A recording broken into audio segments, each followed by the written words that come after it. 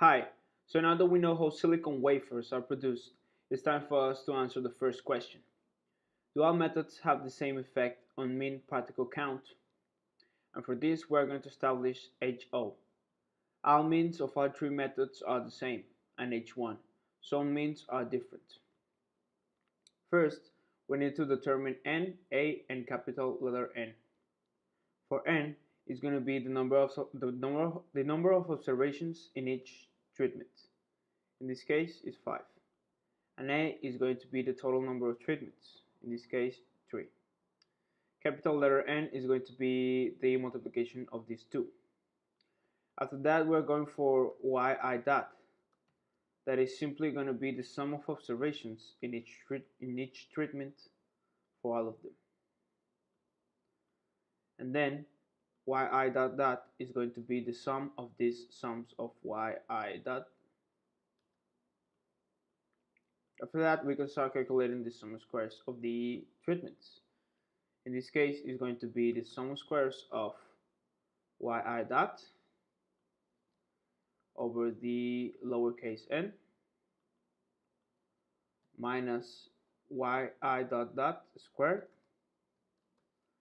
over the capital letter N. We get the first sum of squares. For that, we calculate the sum of squares of the total.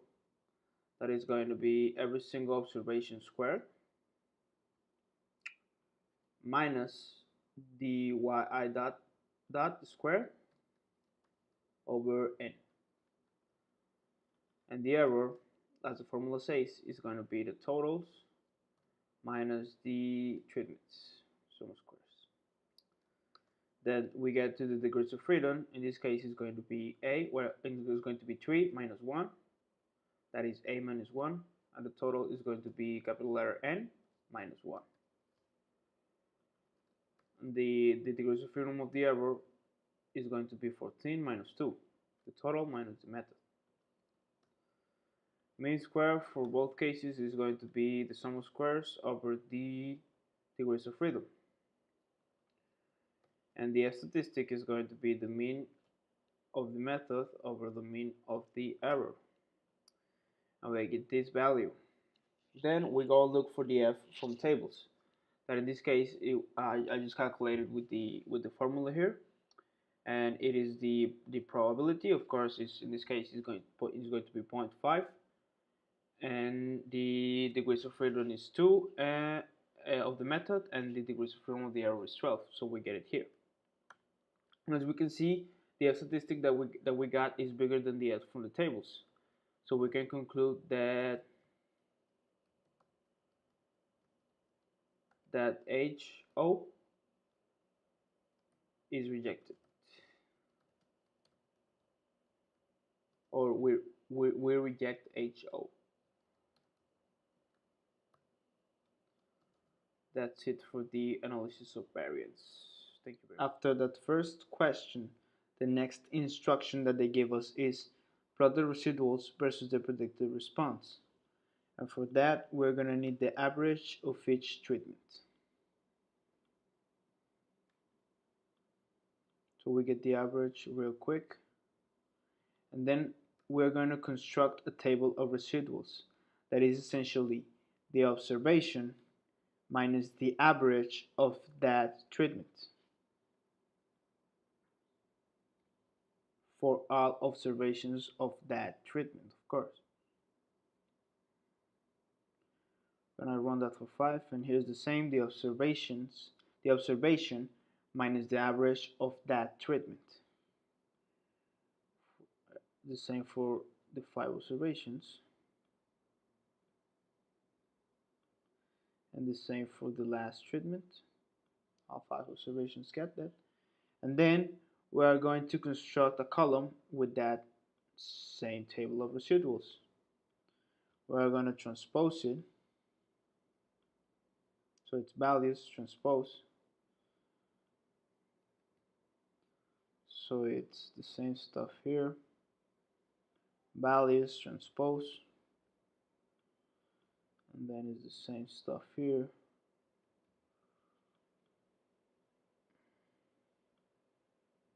Values transpose. sorry, it's values transpose, and we get that. And the predicted value is going to be, of course, 13.5 for 5 rounds, 38.2 for 5 rounds, and 74 for 5 rounds. And we get the residuals versus the predicted response. This is something called the constant variance test.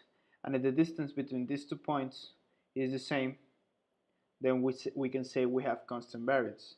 In this case, we can see that the distance between these 2 points and the distance between these 2 points is very different. So we can say we got a problem here because we got a non-constant variance. After that, we are asked to construct a normal probability plot of the residuals. That is also very simple. We're going to need a place for each residual. So we go from 1 all the way to 15.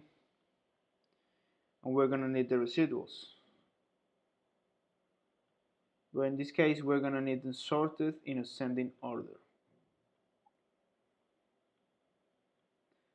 So we sort them in ascending order, and we calculate a probability. In this case, it's going to be the place minus 0.5 over the number of residuals that we got. In this case, we got 15.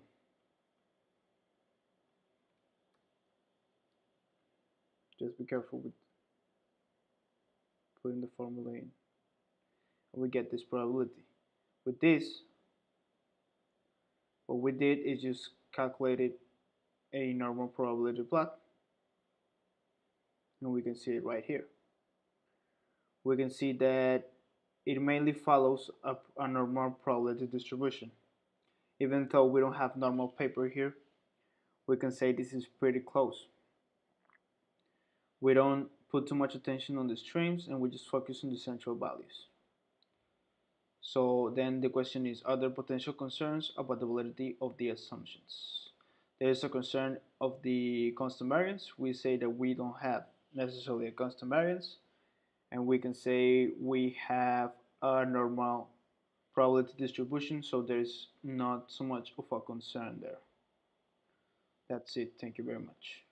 Next, we have to conduct another analysis of the particle count data and draw appropriate conclusions. For this, we are going to perform a Leibniz test, which is basically an ANOVA with a variable called distance that is calculated the next way. We use this formula right here, and for that we need to get the median of each treatment. The median of each treatment.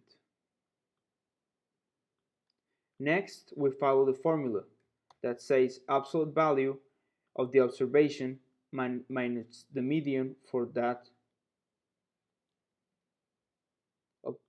treatment.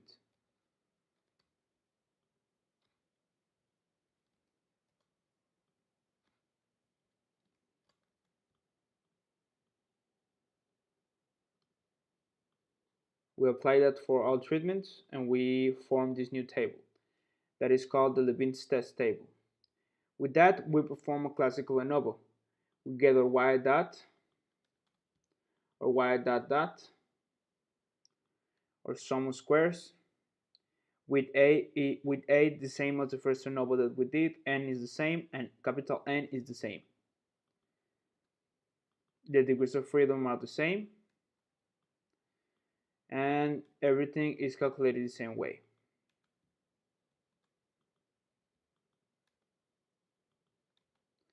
So now that we know the F statistic, we can compare it with the F1 tables.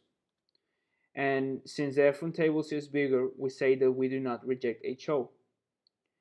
HO in this case is all distances are the same. That implies constant variance, and H1 is at least one distance is different, which implies non-constant variance. With this, we can conclude that our data here has constant variance, and we do not pay attention to the graphical test that we did before. We stay with this result right here. And that is it for the problem 3.29. Thank you very much.